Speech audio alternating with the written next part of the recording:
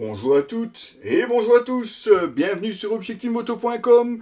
Et oui, vous le voyez, j'ai déjà préparé le mannequin, c'est-à-dire qu'on va vous faire un nouvel unboxing. Et oui, encore maintenant, on reçoit du matériel et de l'équipement à vous présenter. Alors, je sais, il y a du retard sur les vidéos et je vais m'expliquer très brièvement pour ne pas empiéter trop sur l'unboxing. D'une part, le logiciel de montage ne voulait plus fonctionner correctement, et puis s'il n'y a pas de logiciel de montage, on ne sait plus faire de vidéos. Et puis d'autre part, mon Insta360 me joue quelques tours, c'est-à-dire qu'elle me fait certaines vidéos, soit elle les coupe trop tôt, du coup je suis un petit peu embêté quand je roule parce que je ne le remarque pas tout de suite, et d'autre part elle me fait aussi des vidéos sans enregistrer le son du micro, ce qui m'oblige à faire une voix off. Qui dit voix off dit montage, et quand le logiciel ne fonctionne pas, ça ne marche pas.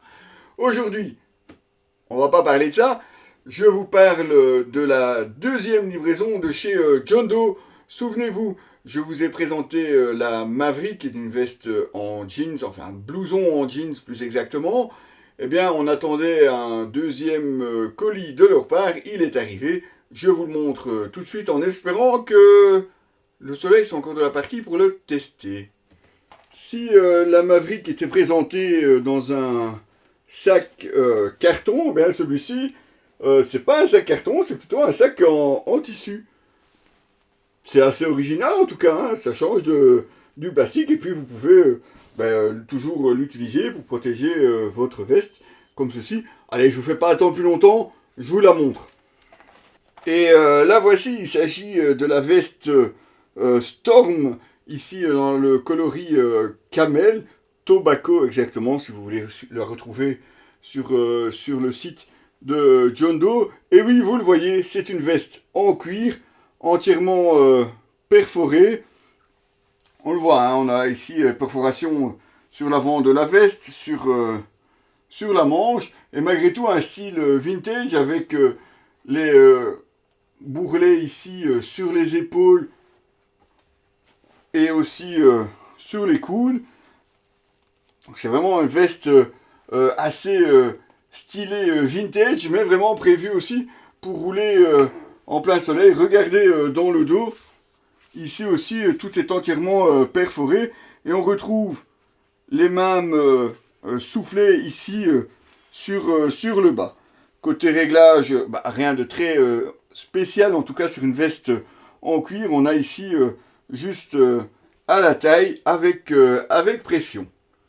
On retrouve, j'ai toujours le souci du détail aussi hein, chez John Doe, si vous regardez ici vraiment le logo John Doe écrit également. On a encore ici des poches de chaque côté.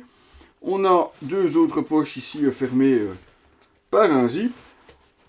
On a évidemment les protections, puisqu'on a les protections aux épaules et aux coudes. Par contre, il n'y a pas de dorsale dans cette veste.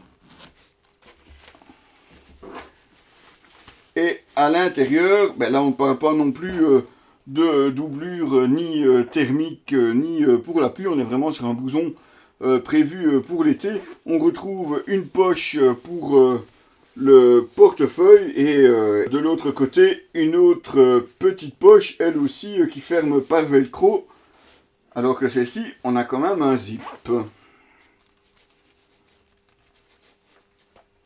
Et quand je vous disais qu'on espérait qu'on allait encore avoir assez de soleil, oui, on est clairement sur une veste été. On aurait pu vous la proposer ou la présenter plus tôt, mais malheureusement elle n'était pas encore disponible. Donc on vient juste de la recevoir de chez John Doe, comme je vous le disais, un peu plus tard que la Maverick.